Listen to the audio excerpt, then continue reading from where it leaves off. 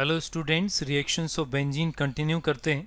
Last video में हमने Friedel craft reactions complete किया था, एल्काइलेशन एंड एसाइलेशन। तब हमने Friedel craft alkylation acylation reaction के इंपॉर्टेंट पॉइंट में एक पॉइंट लिखा कि aromatic aldehydes can not be prepared by using Friedel Crafts acylation reaction because formyl chloride is highly unstable at room temperature. और हमने ये बोला था कि फॉर्माइल क्लोराइड ब्रेक होने के बाद CO प्लस HCl में कन्वर्ट हो जाता है। तो यदि मैं लिखकर बताऊं तो COHCl ऐसा लिया था और ये कन्वर्ट हुआ था CO प्लस HCl में कन्वर्ट हुआ था। अब फ्रीडल क्राफ्ट ने ये एक्सपेरिमेंट ट्राई ही नहीं किया, किसी और साइंटिस्ट ने ट्राई किया। तो नया नेम रिएक्शन है गैटरमैन कोच एल्डिहाइड सिंथेसिस। इन्होंने HCOCl लिया, वो डिसोसिएट होकर CO प्लस HCl बन गया। इन्होंने एनहाइड्रस ClCl3 के प्रेजेंस में हीट किया और प्रोडक्ट बन गया बेंजेल्डिहाइड। लेकिन ये फ्रीडल क्राफ्ट ने मना कर दिया था, इसलिए ये फ्रीडल क्राफ्ट एसाइलेशन रिएक्शन नहीं बोल सकता। This is another name reaction Gattermann coach aldehyde synthesis. फिर मैकेनिज्म की यदि बात करें तो कार्बन मोनोऑक्साइड का स्ट्रक्चर ऐसा है कि कार्बन पे नेगेटिव, ऑक्सीजन पे प्लस होता है। हम इसको कोऑर्डिनेट बॉन्ड बनाकर भी लिख सकते हैं, लिखने के तरीके अलग हैं, बात एक ही है। तो HCl का जो H प्लस होगा वो है डेफिशिएंट, क्या करेगा, माइनस से रिएक्ट करेगा। तो माइनस ने इलेक्ट्रॉन डोनेट किया और H का बॉन्ड कार्बन से बन गया। अब इलेक्ट्रोनेगेटिव एटम पे जब भी पॉजिटिव चार्ज आता है वो हमेशा क्या करता है, बॉन्ड पेयर को अपना लोन पेयर बनाता है। और यदि ऐसा करेगा तो कार्बन पे प्लस चार्ज आ जाएगा और यही इस रिएक्शन का अटैकिंग इलेक्ट्रोफाइल बनेगा। और ये अटैकिंग इलेक्ट्रोफाइल जब बेंजीन रिंग पर कोलिजन करेगा ArSe रिएक्शन होगा और जो प्रोडक्ट बन जाएगा दैट इज बेंजल्डिहाइड। अब ये तो ही एक्सप्लेनेशन वाली बात। ऑब्जेक्टिव के लिए ये जो ब्लू सर्कल बना हुआ है ना, हमें केवल ये याद रखना होता है। यदि हम इस कॉम्बिनेशन को देखकर पहचान गए कि ये गैटरमैन कोच एल्डिहाइड सिंथेसिस है तो हम सेकेंड्स में आंसर क्या कर सकते हैं, बेंजल्डिहाइड बना सकते हैं। मतलब हमें याद ये रखना है कि ये रिएजेंट का कॉम्बिनेशन दिखेगा तो हमें H हटाकर CHO लगाना है। This is Gattermann coach aldehyde synthesis. Next reaction पर आते हैं। Next reaction is same scientist but Gattermann aldehyde reaction. इस बार इन्होंने क्या किया, बेंजीन का रिएक्शन HCN प्लस HCl से किया इन presence of anhydrous ClCl3। Imine बना, इमीन के बाद H2 से हाइड्रोलाइसिस कराया गया तो बना बेंजल्डिहाइड। मैकेनिज्म बोलने के सारे तरीके सिमिलर हैं। HCl H प्लस का सोर्स है, ये इलेक्ट्रॉन रिच से इलेक्ट्रॉन लेगा, बॉन्ड फॉर्मेशन हो जाएगा। चूँकि नाइट्रोजन पहले न्यूट्रल था, न्यूट्रल ने इलेक्ट्रॉन डोनेट किया इसलिए उस पर आया पॉजिटिव चार्ज। इलेक्ट्रोनेगेटिव एटम पे कभी भी पॉजिटिव चार्ज आएगा तो वो क्या करेगा, बॉन्ड पेयर को अपना लोन पेयर बना लेगा। और ये जो बना है ये बना है अटैकिंग इलेक्ट्रोफाइल, ये अटैकिंग इलेक्ट्रोफाइल है। और जब ये बेंजीन रिंग पर कोलिजन करेगा तो ये इमीन्स तक का मैकेनिज्म हो गया। ArSe रिएक्शन है ये फर्स्ट वाला। फिर हाइड्रोलाइसिस की यदि बात करूं तो जो इमीन है मैं उसका स्ट्रक्चर लिख के बताता हूं। ये स्ट्रक्चर है इमीन का। अब nitrogen is more electronegative than carbon, तो यहाँ पर डेल्टा प्लस और यहाँ पर आएगा डेल्टा माइनस। अब यदि मैं वाटर से बॉन्ड ब्रेक करता हूँ, लाइसिस मीन्स बॉन्ड ब्रेक होना, due to water is called hydrolysis. तो प्लस माइनस का सिंपल सा रिएक्शन है, होगा ये कि वाटर का प्लस पार्ट नाइट्रोजन की साइड आएगा और OH आएगा कार्बन पर। और चूंकि दो बॉन्ड ब्रेक करने हैं इसलिए ऐसा होगा, एक कार्बन पर दो OH आएंगे, 1,1 डायोल अनस्टेबल होता है। तो मैं लिख कर बताऊँ 1,1 डायोल कैसा बनेगा। 1,1 डायोल यदि मैं लिखूँ तो एक ही कार्बन पर इस तरीके से दो OH आएंगे। ड्यू टू रिपल्शन ऐसा होगा कि यहाँ से H2 निकल जाएगा और जब यहाँ से हम H2 निकालेंगे तो जो प्रोडक्ट बनेगा वो प्रोडक्ट बनेगा बेंजल्डिहाइड। ये सेकेंड स्टेप का मैकेनिज्म। लेकिन ये समझने के लिए सही है, ऑब्जेक्टिव के लिए क्या करना पड़ेगा, ऑब्जेक्टिव के लिए हमें ऐसे याद करना पड़ेगा। हमें ये याद रखना पड़ता है, हम on the spot mechanism try नहीं कर सकते ऑब्जेक्टिव में क्योंकि इतना ज़्यादा टाइम नहीं होता। यदि मुझे ये कॉम्बिनेशन दिखता है कि HCN HCl AlCl3 followed by hydrolysis तो मुझे क्या करना है, H हटाकर CHO लगाना है। मैं ऑब्जेक्टिव में डायरेक्ट आंसर बना सकता हूँ। This is Gattermann aldehyde reaction. Next reaction पर आते हैं, सिमिलर रिएक्शन ही है। Next reaction is chloromethylation, also named as Blanc reaction. H की जगह पर CH2Cl आएगा। सिमिलर मैकेनिज्म होगा, बस इस बार डिफरेंस ये है कि फॉर्मेल्डिहाइड यूज़ किया गया with HCl in presence of ZnCl2। ZnCl2 भी लिविस एसिड ही है। तो यहाँ पर इलेक्ट्रॉन रिच ऑक्सीजन लोन पर डोनेट करेगा H प्लस को, बॉन्ड फॉर्म हो गया। फिर इलेक्ट्रोनेगेटिव एटम पे प्लस चार्ज है, बॉन्ड पेयर को लोन पेयर बनाया, कार्बन पे प्लस आ गया, ये बनेगा अटैकिंग इलेक्ट्रोफाइल, ये बना अटैकिंग इलेक्ट्रोफाइल।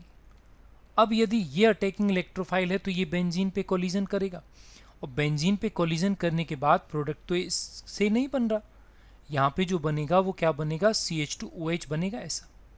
अब लेकिन प्रॉब्लम ये है कि यहाँ पर जो HCl लिया है इन प्रेजेंस ऑफ ZnCl2, ये क्या करेगा, H प्लस H2 रिमूव करेगा और कार्बोकेटाइन बनाएगा, फिर वहाँ पर Cl माइनस अटैक करेगा और जो प्रोडक्ट बन जाएगा that is final product benzyl chloride.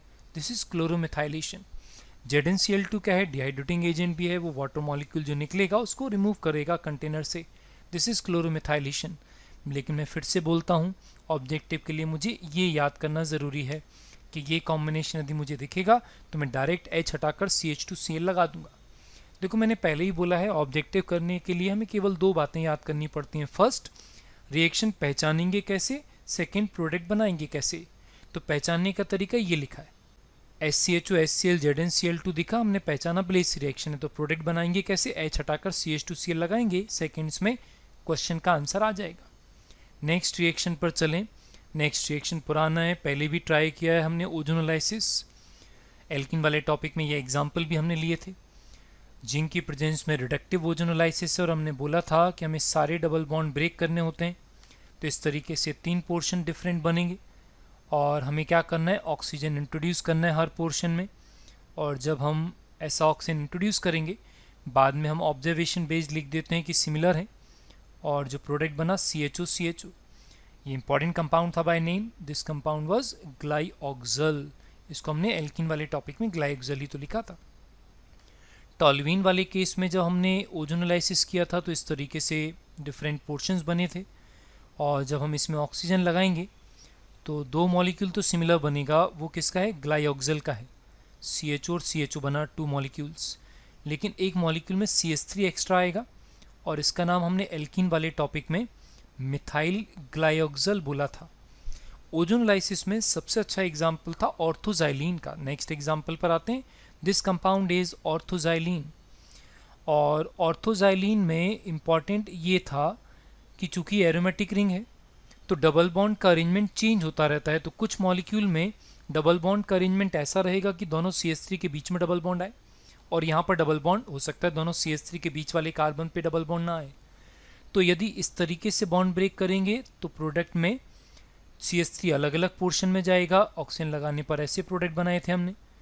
और यदि ऐसा डबल बॉन्ड रहेगा तो दोनों CH3 एक ही मॉलिक्यूल में आ जाएंगे, जिसका नाम हमने डाइमिथाइल ग्लाइऑक्सल बोला था। तो यहाँ पर हम जो प्रोडक्ट में लिखते थे, डिफरेंट कितने प्रोडक्ट बनते हैं, डिफरेंट टाइप्स कितने होते हैं, डिफरेंट टाइप्स यदि मैं लिखूं तो डिफरेंट टाइप्स हैं 3। क्या क्या बनेगा, एक तो बनेगा ग्लाइऑक्सल बनेगा, नंबर नहीं पूछा जाता इसमें कि कितना अमाउंट बनेगा। एक टाइप बनेगा मिथाइल ग्लाइऑक्सल, और एक और जो टाइप बनेगा दैट इज डाइमिथाइल ग्लाइऑक्सल। ये डाइमिथाइल ग्लाइऑक्सल बनेगा। तो ये इंपॉर्टेंट है क्वेश्चन ऑर्थोजाइलिन। तो इसमें 3 टाइप के प्रोडक्ट बनते हैं। नेक्स्ट रिएक्शन पर चलें तो ऑक्सीडेशन का ही टाइप। ऑक्सीडेशन की यदि मैं बात करूं तो बेंजीन चूंकि एरोमेटिक कंपाउंड है and aromatic compounds are highly stable compounds, इसलिए बेंजीन रिंग का ऑक्सीडेशन बहुत रेयर है। जो हमारे सिलेबस में यूज़ होता है, यदि हम V2O5 की प्रेजेंस में हीट करते हैं, टेम्परेचर हाई है 450 to 500 डिग्री सेंटीग्रेड, तो इतने टेम्परेचर पे कार्बन कार्बन बॉन्ड ब्रेक हो जाता है। इस मैकेनिज्म को, इस रिएक्शन को मैकेनिज्म से एक्सप्लेन नहीं किया जा सकता, हमें याद ही रखना पड़ता है जो प्रोडक्ट बनेगा दैट इज मैलाइक एनहाइड्राइड। अब V2O5 के हमारे सिलेबस में 2 और ऑक्सीडेशन होते हैं। जब हम फिनॉल वाला टॉपिक पढ़ेंगे तब, यदि हम टेम्परेचर 300 से 350 के बीच में लेते हैं इन केस ऑफ बेंजीन, तो इतने कम टेम्परेचर पे रिंग ब्रेक नहीं होता है, केवल एक ऑक्सीजन इंट्रोड्यूस होगा और जो प्रोडक्ट बनेगा दैट इज फिनॉल। फिर एक बार हम टॉल्यूइन का ऑक्सीडेशन करेंगे with V2O5, temperature nearly 350 degree centigrade, तब बेंजल्डिहाइड का प्रिपरेशन हम करेंगे, लेकिन वो किसी और टॉपिक की रिएक्शन है, इसलिए इस टॉपिक में मैं नहीं लिख रहा हूँ। तो यदि मैं ऑक्सीडेशन को और आगे करूँ तो बेंजीन का ऑक्सीडेशन तो डिफिकल्ट है, तो हम oxidation of other aromatic hydrocarbons लिखते हैं। Other aromatic hydrocarbons like toluene हुआ, ऑर्थोजाइलिन हुआ, मेटाजाइलिन हुआ, पैराजाइलिन हुआ, इथाइल बेंजीन हुआ, उन सब का ऑक्सीडेशन देखते हैं। और बड़ा इंपॉर्टेंट है, बहुत सारे क्वेश्चन आए हुए एग्जाम्स में मिलेंगे हमें, बाय KMnO4। देखो हमने पहले ही बोला है कि any oxidizing agent when used at high temperature behaves like very very strong oxidizing agent. तो यदि हमने KMnO4 के साथ हीट किया तो हर एल्काइल ग्रुप का एक्सट्रीम ऑक्सीडेशन होकर एसिड में कन्वर्जन हो जाएगा। हर एल्काइल ग्रुप के लिए एक COH लगाना पड़ता है। मैंने बोला हर एल्काइल ग्रुप के लिए, फिर एल्काइल ग्रुप में एक कार्बन हो या 2 हो या 3 हो या 10 कार्बन हो, हमें सारे कार्बन हटाने हैं और जितने एल्काइल ग्रुप हैं उतना COH लगाना है। तो दोनों केस में जो प्रोडक्ट बना दैट इज बेंजोइक एसिड। इसके और वेरिएशन देखते हैं एग्जाम्पल्स में। इन एग्जाम्पल्स पे यदि देखें तो यहाँ पर 2 एल्काइल ग्रुप हैं, तो हर एल्काइल ग्रुप के लिए यदि COH लगाऊंगा तो प्रोडक्ट में इस बार 2 COH आए हैं। इस वाले एग्जाम्पल में देखें तो एल्काइल ग्रुप मिथाइल इथाइल जैसा तो नहीं दिख रहा है, लेकिन एक्चुअली एल्काइल ग्रुप है तो कार्बन चेन ना, तो हमें कार्बन चेन पहचानना है जो बेंजीन रिंग से अटैच्ड है, तो हमें ये ब्रेक करना पड़ेगा। और यदि हमने ब्रेक किया तो 2 COH आएगा, प्रोडक्ट में जो बनेगा दैट इज थैलिक एसिड। फिर यदि हमें हर एल्काइल ग्रुप के लिए COH लगाना याद रह जाएगा तो ये सबसे इंपॉर्टेंट ऑब्जेक्टिव मिलता है बुक्स में। यहाँ पर अलग बात यह है कि इस वाले कार्बन पर देखें तो ये टर्शरी ब्यूटाइल ग्रुप है और इस वाले कार्बन पर हाइड्रोजन नहीं है, इसको बोलते हैं 0 अल्फा H। हाइपर कॉन्जुगेशन के लिए उसी कार्बन को अल्फा कार्बन अल्फा H बोलते थे, और ऑक्सीडेशन होने के लिए अल्फा H का प्रेजेंट होना इज कंपल्सरी। मतलब टर्शरी एल्काइल का भी ऑक्सीडेशन नहीं होता, बेंजीन का ऑक्सीडेशन भी नहीं होता, मतलब दोनों का ऑक्सीडेशन नहीं होता, मतलब नो रिएक्शन। लेकिन यदि हम प्रोलॉन्ग यूज़ करेंगे, एक्सेसिव यूज़ करेंगे और ज़्यादा हीट करेंगे तब किसी न किसी बॉन्ड को तो ब्रेक करना पड़ेगा। तो हमें याद ही रखना पड़ेगा टर्शरी ब्यूटाइल का तब भी नहीं होता, उल्टा बेंजीन रिंग ऑक्सीडाइज हो जाएगा और COH में कन्वर्ट हो जाएगा। और यही सबसे कॉमन ऑब्जेक्टिव है कि इस कंपाउंड के KMnO4 से ऑक्सीडेशन पर बेंजोइक एसिड नहीं मिलता। नेक्स्ट रिएक्शन पर आते हैं। Next reaction is another oxidation, oxidation by CrO2Cl2। CrO2Cl2 is chromyl chloride. Important name reaction है, देखो लिखा हुआ है oxidation by chromyl chloride is called Etard reaction. Important बात यह है कि CrO2Cl2 is a mild oxidizing agent. ये उतना स्ट्रांग नहीं है जितना KMnO4। KMnO4 ने यदि एसिड तक ऑक्सीडेशन किया था तो CrO2Cl2 केवल कार्बोनाइल तक ही ऑक्सीडाइज कर पाता है और इसका एंड प्रोडक्ट एल्डिहाइड बनाते हैं। मतलब यदि मैंने टॉल्यूइन का CrO2Cl2 से ऑक्सीडेशन किया तो जो प्रोडक्ट बनेगा दैट इज बेंजल्डिहाइड। इंपॉर्टेंट है ये वाला वेरिएशन, हालांकि हमेशा आया आज तक एग्जाम में केवल टॉल्यूइन का ऑक्सीडेशन है, लेकिन फिर भी मन में तो ये डाउट आता है। जैसे हमने KMnO4 में किया था तो क्या सारे कार्बन हटाकर एक CHO लगाएंगे, तो नहीं। Mild oxidizing agent stronger carbon carbon bond को ब्रेक नहीं कर सकता, तो हमें क्या करना पड़ेगा, CrO2Cl2 के केस में लास्ट कार्बन पर हमें केवल CHO बनाकर आना है। तो this is Etard reaction, oxidation by CrO2Cl2। Next reaction पर चलते हैं।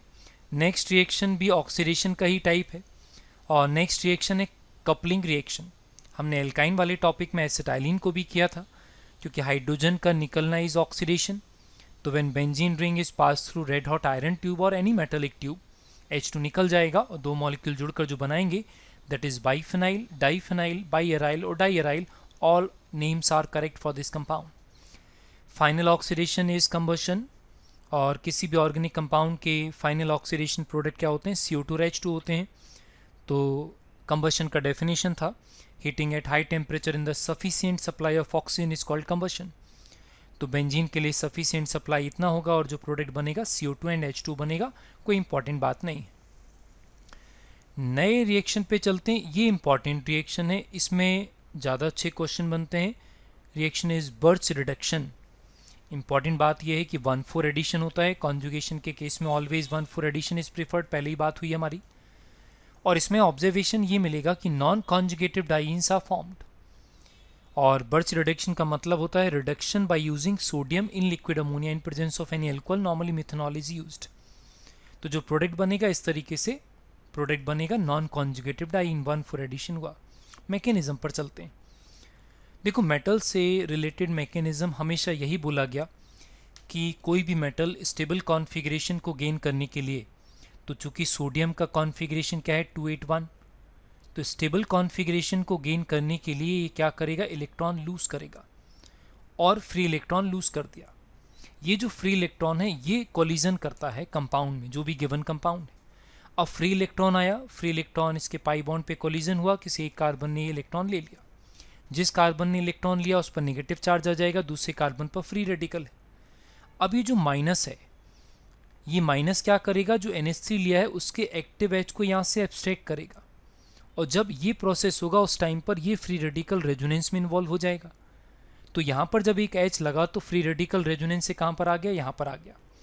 ये फ्री रेडिकल फिर से एक इलेक्ट्रॉन को लेगा ये कार्बन, और इस वाले कार्बन पर नेगेटिव आ जाएगा।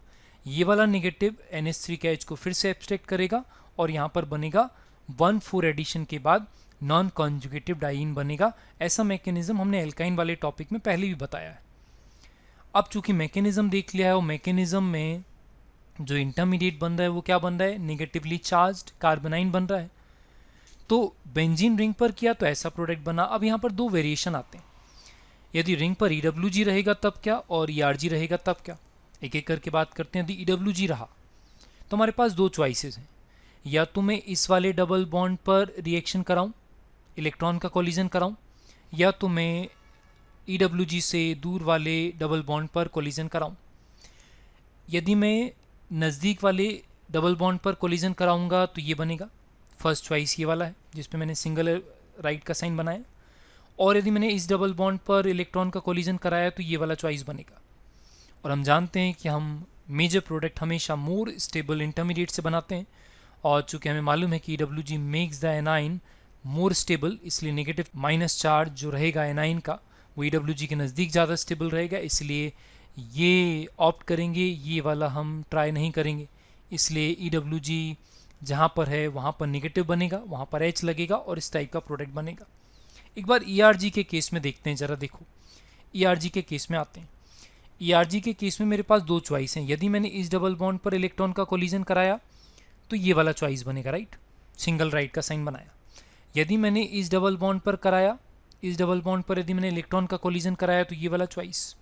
कौन सा चॉइस सेलेक्ट करना है, तो याद हमें ये रखना है कि major product always from more stable intermediate, और चूंकि ERG makes the anion unstable, इसका मतलब ये वाला होगा अनस्टेबल, और यदि ये अनस्टेबल है तो हम ये कभी ट्राई नहीं करेंगे।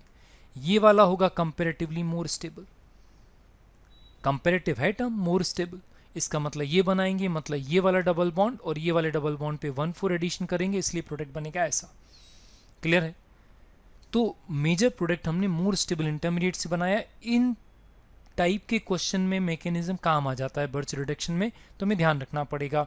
और ERG-EWG हमने GOC से देखा है। तो नेक्स्ट रिएक्शन पर आते हैं। यूनिक सा रिएक्शन है, addition of Cl2। Normally benzene ring electrophilic addition या किसी भी टाइप का एडिशन रिएक्शन शो नहीं करता। हमने जितने भी रिएक्शन देखे हैं वो सारे के सारे ARSE रिएक्शन हैं। बहुत कम रिएक्शन नोन है जो एडिशन रिएक्शन है, उनमें से एक ये है।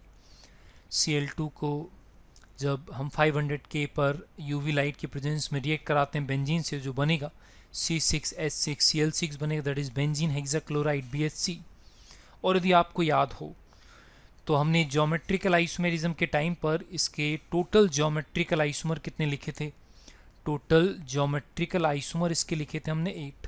हमने बोला था कि सारे Cl एक साइड, फिर 5Cl एक साइड, एक Cl opposite side, 4Cl same side, 2Cl opposite side, 3Cl same side, 3Cl opposite side, तब जाकर बनते थे 8। तो टोटल 8 आइसोमर्स में से कोई एक आइसोमर है जिसका नाम है गामा आइसोमर। वो गामा आइसोमर के बारे में हमें स्ट्रक्चर इंपॉर्टेंट नहीं है, केवल इंफॉर्मेशन इंपॉर्टेंट है कि gamma isomer of BHC is most reactive and used as an insecticide. That gamma isomer of BHC is named as gammexane. कहीं कहीं पर एक गैमेक्सेन भी लिखा मिलता है, कंफ्यूज नहीं होना। लिंडेन और 666, इसी कंपाउंड को गैमेलीन भी बोलते हैं। इन बातों से कंफ्यूज नहीं होना, सब इसी के नाम है। और ये पहले स्टेट लेवल पे जब एग्जाम्स होते थे तो बड़े कॉमन ऑब्जेक्टिव होते थे। और यहाँ पर ये बेंजीन, टोल्यूइन, एरोमेटिक हाइड्रोकार्बन वाले टॉपिक के सारे रिएक्शंस हम कंप्लीट करते हैं। Thank you.